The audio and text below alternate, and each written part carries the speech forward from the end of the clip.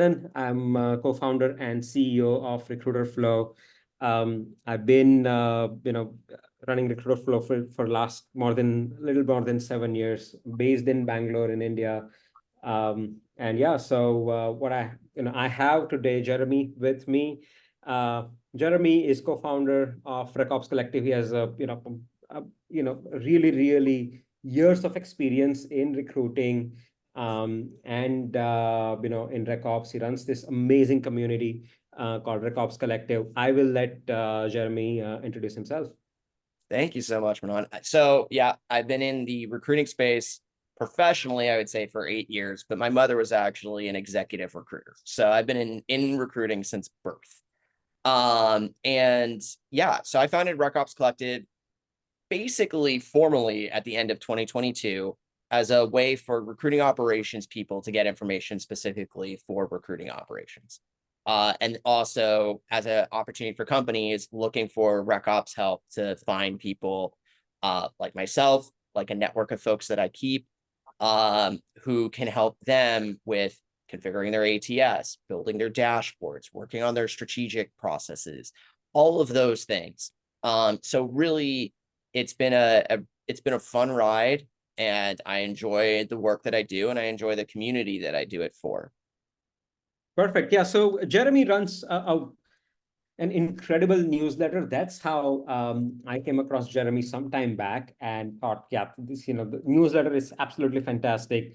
And thought that I should get Jeremy online. And one of the trends that we saw, and the reason that I brought Jeremy on this session is, and we were just discussing this before we started this session, is that one of the trends that we are seeing is that there is increasingly more and more awareness and demand for RecOps professionals in recruiting and staffing in this space, right? So traditionally, RecOps has mostly been focused on in-house, but in-house talent acquisition teams. But now there is a lot more awareness and demand for operations professionals in recruiting and staffing. And typically, what we are seeing is that when agencies kind of reach 1.5 million in gross revenue, as a founder, you probably hired your first manager, and now you have first kind of an early hierarchy in the team. That's when you need someone to kind of keep it all together. A founder that I spoke with said something, he said it really, really well. He said that, the reason that I hired somebody in ops was I wanted to work on the business instead of working in the business, right? Like, so, where he's using his time to find the next phase of growth. And I found that to be a really, really good way to put it. And saw a lot of other founders, a lot of other scale-ups kind of, go through a similar process. So that's why I had Jeremy here to give us better clarity on what's RecOps, what it can do for you, and what's the right stage, right way for you to think about it, right? So so Jeremy, I think that brings us to our first question, right? Like, how would you define RecOps, and why should it exist in the first place? Yeah, so there are a couple of definitions for RecOps. There's also a couple of different titles. We have the Recruitment Operations, which tends to be a little bit more, I'll call it European. Then you have kind of a smattering of other titles: Recruiting Operations, TA, Talent Acquisition Operations, TA Ops, ROPS, even Hiring Ops is starting to make a coming in there. And the important thing to think about when it comes to RecOps is, unlike other roles that exist out there, it's both a role and a mindset. So that's something that is a little bit different, because you can be a RecOps minded recruiter or founder or anything like that, or you could be a RecOps professional, and you could be a RecOps professional without having a RecOps mindset, and that gets a little weird, and I've run into those people before in the past. But fundamentally, like, what RecOps is there to do is to help your recruiting team be more efficient while reducing waste in the form of like cost or candidate experience, that the experience that you're providing external candidates with your agency is a very different relationship than the in-house relationship, where it might be a little bit more about building the brand. RecOps generally has 4 accepted pillars, 5 depending on who you talk to, and that really exists as your operations pieces. So that would be your change management, your tooling, your coordination side. It has data and analytics, which I think comes as a portion of being so close to the tools that have the data. You have to know the data and you have to be the one pulling the report. So just naturally, it comes through that way. And then you get into programs and initiatives. At an agency level, that might be a little different. That might be a little bit more internal stuff for your own group, but still that's there. And then strategy. And really, every single time you're making a decision in RecOps, you're thinking about how is this going to impact each of these verticals and how do those verticals play. And then again, as you touched on, when you're looking to hire a RecOps person, you're looking to hire somebody that is going to help you get back to doing the things that you really love. And most recruiters are not going to tell you, I really love recruiting because I really get to work with the data every day. That's probably, if your recruiter is saying that, that's great, but like, it should really be engaging with the people, talking with the people, building those relationships, and especially in an agency setting, using that time for business development and working on building those relationships, because that's going to be more revenue down the line for you. Yeah, absolutely. So that's I think a great way of putting it, right? Like RecOps kind of enables you and your team to kind of do what really matters, right? Like, so essentially that is talking to people, talking to candidates, talking to clients. And I call these, right, like activities that are nearer to the revenue, right? Like they have much higher causality, right? Like of revenue, and instead of doing data and ops and admin and data entry and things of that nature. That's fantastic. Yeah, and I mean, I'll jump in on this too. I think that one of the things that then it might come out to seeing is that RecOps is a purely administrative function that's not actually contributing to the revenue.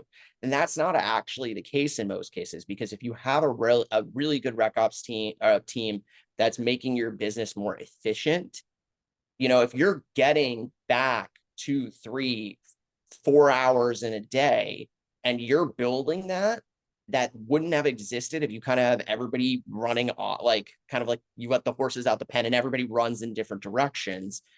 You have consistency, and people, if somebody is talking to the recruiter flow team, if we've got 2 recruiters at recruiter flow and they're both talking out, they're not talking to the same person about the same role in the same space. That anytime that you're going to cut out that sort of confusion, that waste, you're basically making money. That's how it can help you. Yeah, that's a fantastic way of putting it. So I have a little bit more of a philosophical question, right? Like and it,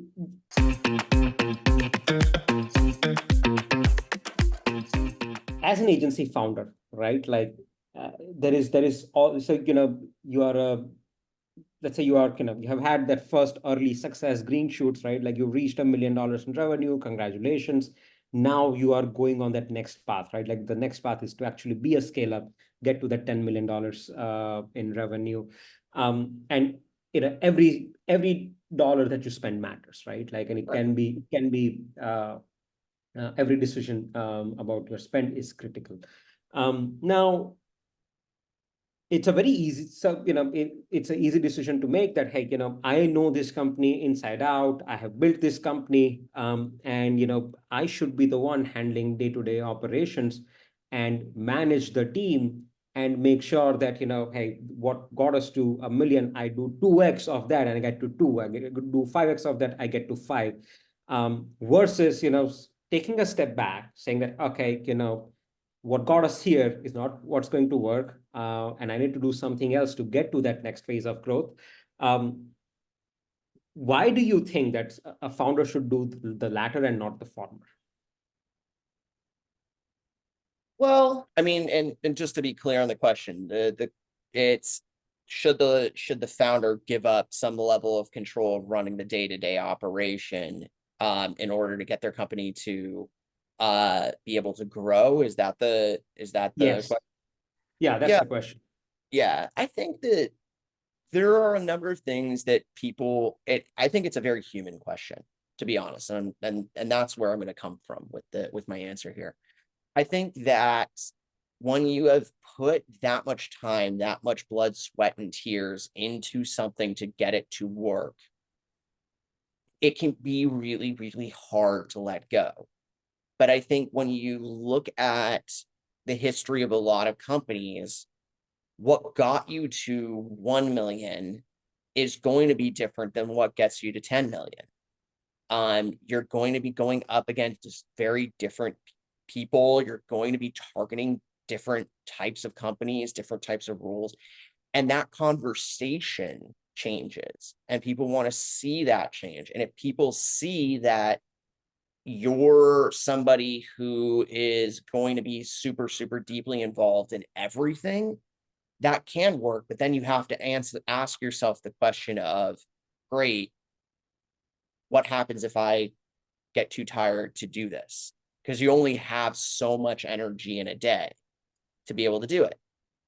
So changing that, understanding that in yourself is a mature approach. Now, you're going to be higher if you're let's say you're a single person and you got your group up, you built your agency and you got it to 1 million, and you have really, really good fine-tuned processes that are repeatable. You might not need to actually change anything about what you're doing because the process is working, and you have a system and the system is working. But more than likely, there are going to be things that are going to be pivoting. You're going to be talking to too many people, and you need that to come off the board. I think that's where a lot of the technology right now that's coming out, a lot of the AI pieces that people are talking about, kind of is playing a huge role in this idea that as a human being, you can do something for longer because you're more enabled by the tools. And I'm not saying that that can't be the case then, but we have to look at like what the technology is now in order to be able to make those determinations about where is the best value driver for me and my business to get it from that 1 million to that 10 million. And sometimes the best value driver of that is to take a step back, get and keep your passion where your passion was to begin with. So when I think about RecOps Collective, for example, my passion when I founded it was the RecOps community. And it was giving information to the community. The business side of my business, I take that money and effectively use it for community reasons so that we can get bigger events, so that we can do things, so that I can find people to partner with. For example, I'm partnering with OneRec to do the first in-person recruiting operations conference in October of 2024, or October this year, on the 24th and the 25th. 2 years ago, 3 years ago, that wouldn't have been something that I could do or devote much manpower to because I would have been so overwhelmed with everything else. Now, my newsletter doesn't take as much time as it used to because I've got a process there. The project work that I do doesn't take as much time because I know how to write an SOW. We're going in, we're very tactical. I think that's one of the beautiful parts about RecOps is we just think of like, how do we make this repeatable and systematic? And we go and we do that. And so that if you do that and you have those muscles built, then that's great. Admittedly, for me, the thing that I hate to do is biz dev. So if I'm an agency person and I want to help people, if I'm helping people, great. But then it becomes, what are you going to do for the biz dev? Because inevitably you can't just keep running your business for free at a point in time, unless you have that pesky too much money problem, which unfortunately I don't, but hope to in the future. That makes a lot of sense. And I have a, I have a confession to make, and that I actually, despite of, being a second time founder, I made the same mistake with Recruiter Flow. Right? Like I was down in the trenches for way too long. And to a certain extent, I still am, right? Like I'm still doing a fair bit of sales calls. I'm still, writing a fair bit of content, much to the chagrin of Sagarika over here. But the thing is that for the longest time, I was working, working for the business, instead of working on the business, right? So, Yeah. and I think at some point of time, thanks to my co-founders, I realized that, okay, I'm making a mistake. I'm stretching myself way too thin. And my bandwidth is one of the, sharpest weapons that we have, right? Like, and we should be very, very prudent about how we use it. And we kind of took a look at what it would take for us to get to the next stage of growth, brought in leadership, where now I still, keep, do the work that, keep my hands dirty, but that's maybe about 20-25% of my time. It actually helps me stay, keep my ears on the ground, stay very, very rooted, understand what's going on, while I can, spend 70-75% of my time building the team, building the processes, building, essentially preparing for us to get to that next phase of scale, right? So, And I'll also, I'll correct a thing or further clarify a point that I also said. I also don't think that you should get out of the weeds to a certain extent. I think that, and I've done this actually whenever I've been a recruiting operations manager or hire or worked with companies, is that I still want to coordinate 1 to 2 jobs, because what you see at that level is usually something that you're making a decision of somewhere else. And so it can be very easy to be like, oh yeah, when we send out a confirmation email, we're going to put a PDF in there for the candidates.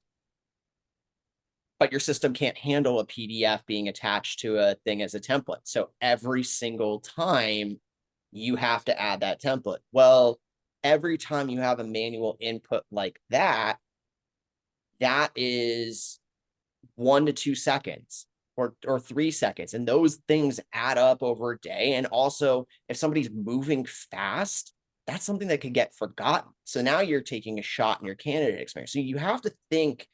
That's the thing that I really loved about working in RecOps and thinking through things with a RecOps lens, is like, how do you make that repeatable and easy so that anytime you have to do something super manual, it's not this thing that's going to take you a ton of time to do. But again, you have to know where those points are, and you have to feel that pain, I think, a little bit yourself, because if you don't, then it sort of just becomes very easy to be like, cool, so we're going to confirm this candidate, we're going to send them a pony. Yeah, Like, absolutely. great. So who's buying the ponies? Who's like, how's ponies getting transported here? I mean, just kind of building on that is kind of a funny story. I mean, in college, I was the cheerleading manager.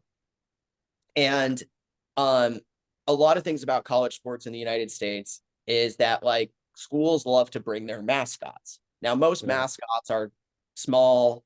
They can be small animals or something that's very common. And it was a playoff game for my school. And we were going to play somebody that had a grizzly bear as a mascot. That's a big one. That's a big one.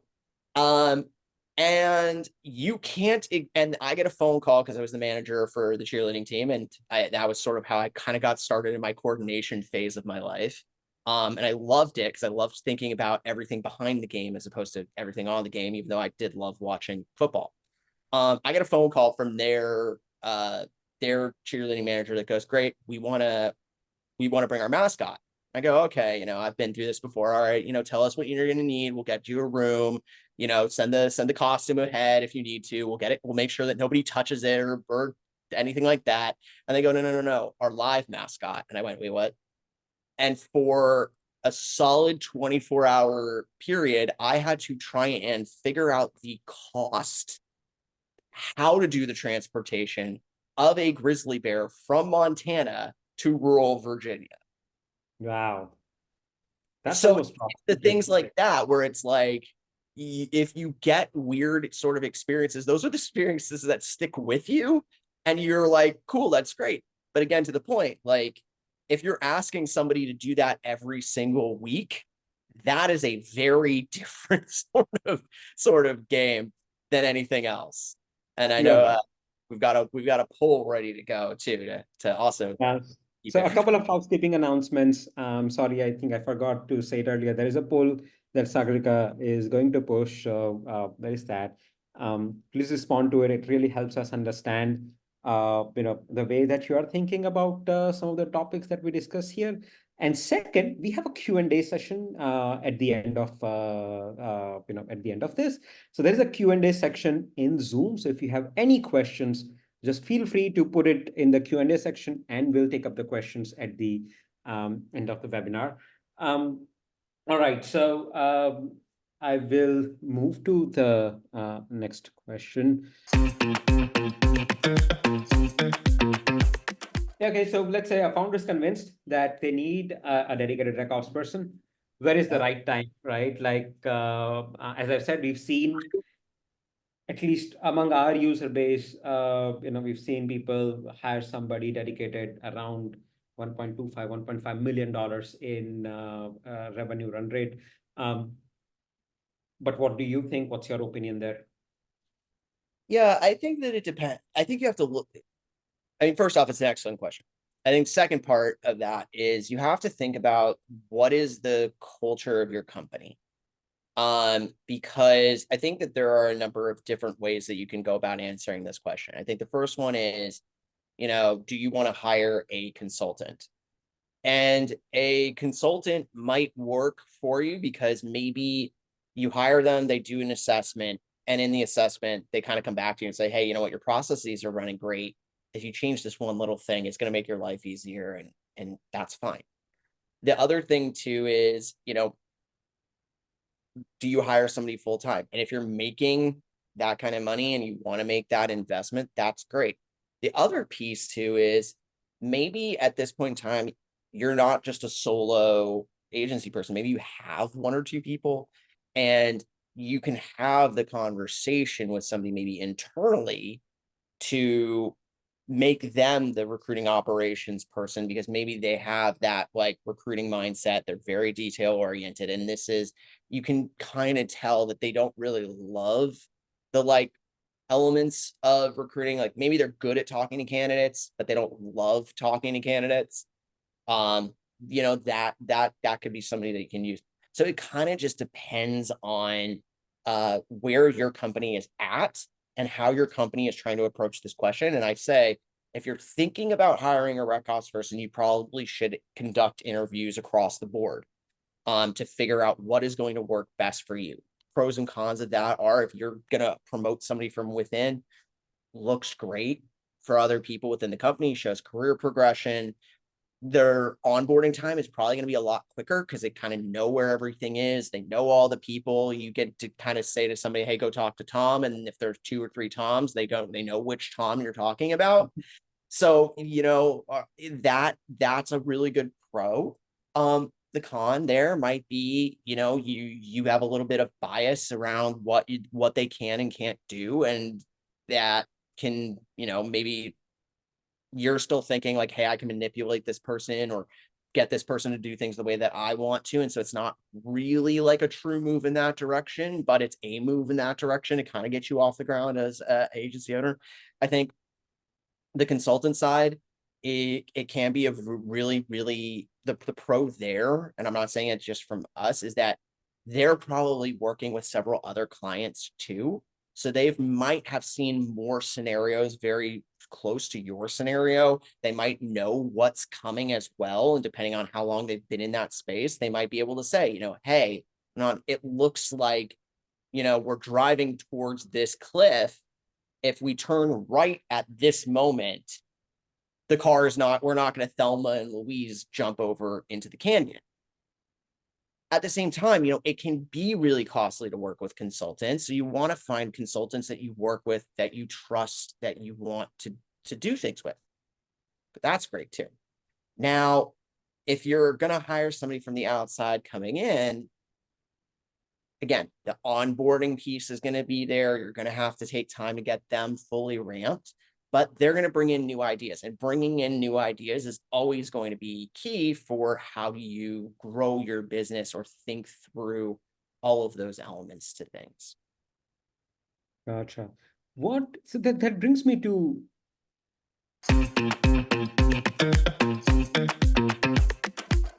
what resources should I, as a founder, right? Like, should I give my, whether that's a RecOps internal promotion consultant or a completely new outside hire, right? Like, what are the resources that I should provide a new RecOps hire for them to make that maximum impact in their first 2 quarters kind of a period? Yeah. So I think the big thing is bring your documentation and your systems and an open mind. I think the hardest thing that can happen, and I see this time and time again, both in-house and on the agency side, is that RecOps people get brought in and people think that like magically things are going to happen. And like, there's some like magnet thing that we do, and all of a sudden we just know all of the problems in your ATS or know all the problems in your process. And it's like, hey, cool, aren't we great?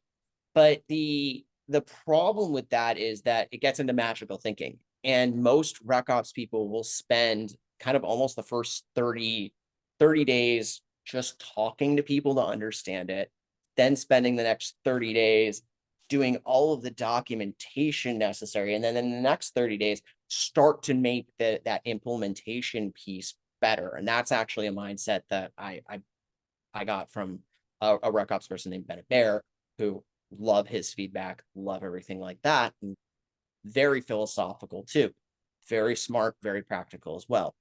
But if you're just going to kind of expect me to walk in the door and just start fixing things for you, it's going to actually cause a lot more friction for me, because inevitably, once we start mapping the process and we start making those changes, it means that something is going to come off somebody's plate that they really, really love.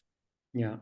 And yeah, a whole bunch of stuff they hate might come off their plate too. But if they really love that piece, now you're actually taking something that is robotic and mechanical and very like about doing the process and injecting this emotional element to it.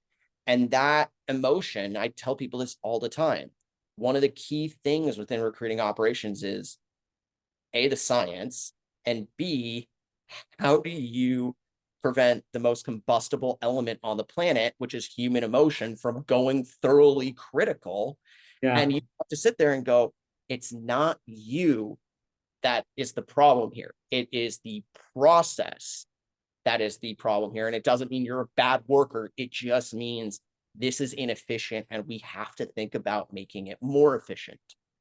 So that's kind of something that I think, if you can show up as an owner with your RecOps person and say to them, here are our processes, here's how we think about stuff, here's the cultural way that we think about it within the business, and here's our tools, and basically push all of your chips into the middle of the table, the RecOps person is going to sit there and go, okay, and start just moving and organizing things in a way that is going to start to go, oh, okay, this makes sense. Perfect.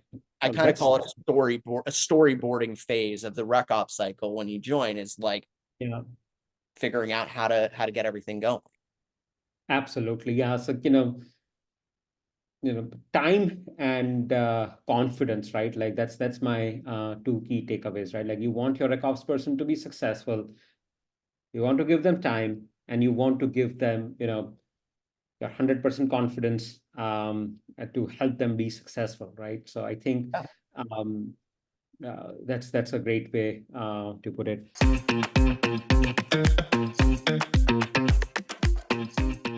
Okay, so let's say as a founder, I've given that confidence to my RecOps person. I've given that time to my RecOps person. What should I expect, right? Like in terms of, in terms of my ROI, in terms of improvement, let's say Yeah. 4 quarters down the road, right? Like we've been doing this for a year. What should I expect to be better now?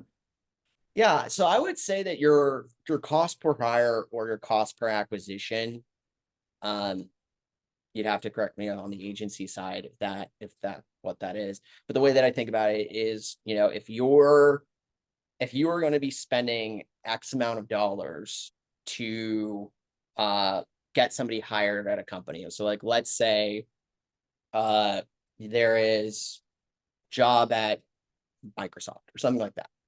And you know that if your placement is going to make you $10,000, if it's costing you $11,000 to make that placement, and that's because you're paying the person, you're paying these things, all of those elements, then and it's costing you more, then you're probably not going to be around as a business for too long. So I would say you're going to expect to see that cost per hire drop because you're probably going to be more efficient about what you're doing. You're going to be probably doing more volume as well. And then I think the other thing too that you probably see, because you're now going to have more time, your recruiters are going to have more time, that you're going to see hopefully a lower turnover rate in your placements, because it means that your recruiters are, or you even yourself, are working with businesses. So you know what the job description is in and out. You are having more time being able to find higher quality candidates. And that can be something that a RecOps person can help with as well, because maybe there's tools you don't have and they're going to go off and they're going to get those tools for you. And it's not the same as like, hey, you need to have a LinkedIn license and that's going to be solving your problem. Like the more creative they can get, maybe they're going to teach more Boolean search strings, or they're going to figure out something that's going to help you there. But that should lead to a lower turnover rate because you're making greater placements. Now that translates down into more revenue, because if people come in and go, hey, I worked with this person, and all of a sudden, they were great, they were there for a year, they got converted, and we just keep placing people with this company. There are a lot of agency recruiters who build really strong relationships with like one company, and that's just their feeder company, and that company loves them and they love that company, and that just keeps going round and round and round. You're right. So, you are absolutely right. Like, so we have seen, time to fill, which is, which has a direct correlationship with your cost of hire, right? Like, so time to fill come down. I don't think we track, what we call as retention rate of the placed candidates for our users, but something that we should probably do. But another aspect that we saw for a lot of these businesses, especially the ones that were very successful, was that they were, with the new ops hire, they were able to retain customers at least 33% better rate than the others that did not. And that was very, very eye-opening for us. And we looked at this data for last 2.5 years. So, maybe some of it is influenced by post-COVID boom that we saw, and last year and a half hasn't been that great for the industry. But despite of all of that, right? Like I think if everybody is moving in the same direction, we could see a large change in the client retention rate. And And that has been very, very, that in my opinion, was the biggest impact that we saw of, a defined RecOps person on a recruiting agency, right? So, Yeah, and I mean, one of the things that I would throw out there to that, and it makes sense, is, I mentioned earlier that there are those four pillars: that strategy, operations, data analytics, and programs pillar. One of the pillars that also gets talked about within the RecOps pillar is employer branding. And I think that what you just talked about has an element of employer branding to it too, because especially at an agency level, the RecOps person that you're going to probably want to have might have a little bit of a marketing background, or at least a marketing mindset, to be able to say to somebody like, hey, this is our client list. Every month, let's just write up a real quick newsletter, CEO, give me like a couple of blurbs about how well the business is doing, how well you love working with people, and a couple of open placements or great candidates that you have that you wish that you want them to know about, and send that. And that's something that can be fully blown templatized. It could be thrown into a HubSpot. It could be thrown into anything you wanted and sent. And that sort of stuff keeps you top of mind in a way that is not forceful. It doesn't feel weird. It's sort of like, we're building this relationship. We want you to know that we're going on. And you never know where somebody might be so in the weeds of something, and then they stick their head out. That's the first email that they see. And they're like, you know what? Oh my God, if I work with them again, I'm going to get this placement again. I'm going to find somebody who's really good. And then I don't have to be in the weeds anymore. And it's going to yeah, solve my problem. So the math on what you're talking about makes sense to me, because this is an element that can come off of a founder's plate or stay involved. If, like you mentioned, you still love writing, you yeah, still love putting content out. There are plenty of people who are also like that. And it doesn't mean that we have to take it away. We just say, okay, you're going to commit to one or two of these posts or emails every month. And now you're like, great, cool. I'm going to put more of my energy into that, as opposed to doing something every week. And as somebody who almost basically writes a new entry every week, it's hard to keep that level of creativity up. And I'm somebody who doesn't like to repeat myself. So I'm not going back to the well of something that I've written, pulling it out and being like, hey, I just added a new spin to this. I'm writing new every single time. yeah. No, you're absolutely right. It makes so much sense.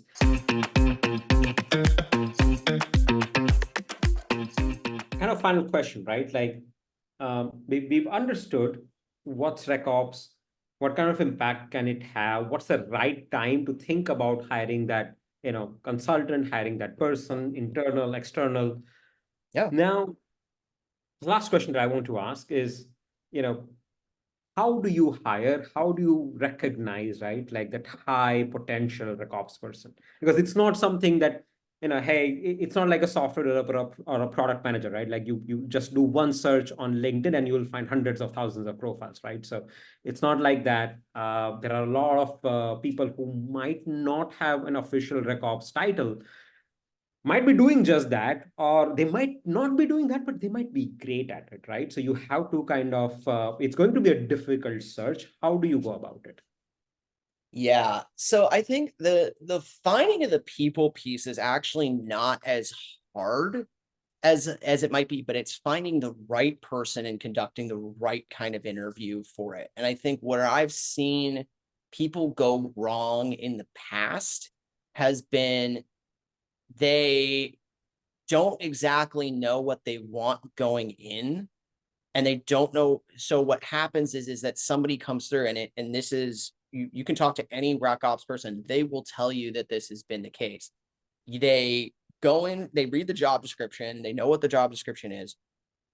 They go in, and all of the questions that they get are around one particular vertical. And then a couple weeks later, they get told, you didn't get the role. And maybe they say, hey, can I get some feedback? Why didn't I get the role? and they get told, well, you spent too much time talking about this, and we need somebody who could do this and that. Well, the problem is that you only asked questions here, and now you're asking two sets of questions. And instead of coming back to ask me if I've done that thing, you're just assuming I don't know I don't know how to do that thing. That is problematic. And I think what happens when people start talking to RecOps people, when they start interviewing them, people get really shiny, like shiny item syndrome. And so Yeah. all people will come in and be like, yeah, you'll be like, we need somebody who can come in and retool our system, help with our processes, and build an internship program. And that's what we need. And we're like, great, cool. And you start talking through all of it. And then inevitably what happens is somebody comes through and goes, have you met my friend Data? And it's like, oh no, none of the candidates talked about data. We just we need data now. And now all of a sudden the role has completely changed.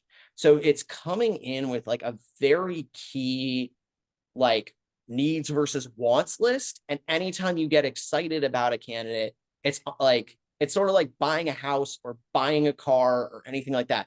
Make the job description and what your needs versus your wants list is when you're calm and you haven't talked to anybody. And then when you start talking to people, go back to that list. And if you find that you were really, really, really excited because Jeremy talked about this and that and this and that, and then you go back to your needs wants list and I didn't talk about a single thing in your needs column, or if I did, it wasn't as deep as it should be, that's what you need to do. And I think that is a problem when it comes to interviewing people, is that it's just in the RecOps space, is that it's not as clear and people use language differently. I've been in interviews where people said, well, you don't have enough programmatic knowledge. Well, I was an internal mobility. I did internal mobility. I built programs. I've done all that. What do you mean? Well, you didn't talk about KPIs. KPIs aren't, if you talk to 10 out of 10 RecOps folks, most RecOps folks are not going to group KPIs under programs. We are going to group it under data because it is data. But that's specific language to the company that somebody outside of the company is not going to know. So those are kind of key pieces and key things. And then the other thing too is people tend to get they're like, oh, RecOps it's just a more organized recruiter. So we should hire a more organized recruiter. It is a different skill set. I have had a ton of conversations with RecOps folks who come in as maybe the second RecOps hire, who go, Jeremy, I've had to blow up all of our data. We can't use anything this year before because it just doesn't make sense. I go, well, what do you mean? They go, well, the last person who was doing this was a recruiter, and every single process was different because they were trying to get the candidate and they were making concessions there as opposed to streamlining and making everything sort of fit in a system and a process. So the data is all over the place. We have some people who've done 12 interviews, some people who've done 5. It doesn't make sense to me. And that's sometimes a problem because the RecOps mindset is, how can I make this systematic? The recruiter mindset is really, how do I make this one really great placement and a really great experience for one person? That's not a bad thing. I don't want people to come at me in the comment section and be like, you're speaking bad about recruiters. I'm not. It's just a different way of doing something. And it can be, each side has its own problems that can do that. And you just have to assess that up front and know what you want, what you need, and all of those things so that you can get that as opposed to something else. Absolutely. Absolutely. You're right. So, be the right recruiter and have a very structured interview process, right? So we are recruiters, that should be easy for you. No, I get that. And a lot of times you start the project, the scope creep comes in, and now you are, you're in the middle of nowhere with no visibility of what you want, what is going to get you to, what is it that you need to get yourself to the next phase, right? Like, so yeah, scope creep is something that you should definitely be aware of, especially when you're creating a new function, right? Like, well, thank you so much, Jeremy. It's been a blast recording this with you. Yeah. I'm going to do is also going to put Jeremy's LinkedIn when we send out this recording to all of you, so that go connect with him. I think he puts out a lot of great content. And if you're thinking of scaling up, um, the content that Jeremy curates and creates is, I think, is going to be a great resource for you. So just going to put his LinkedIn profile and his Substack over in the recording as well. Yeah, and I would also say this too. Again, I mentioned we have a RecOps conference. It's going to be about 100 people in Chicago. It's going to be really, really exciting. We have some amazing speakers, very well-known people in our space. We have a couple of cool gifts that are coming out of that. If you want, I would say I've just dropped this in there. That is a link to the website. If you use my last name, lowercase, there is a 15% discount for on tickets. So looking forward to meeting people in person. If you do go, please feel free to come up and say hi to me. I'm a lot shorter than a lot of people think in real life, so you might lose me in the crowd. That's perfect. Thank you so much, Jeremy, for doing this, and have a great day ahead. You guys too. Thank you so much.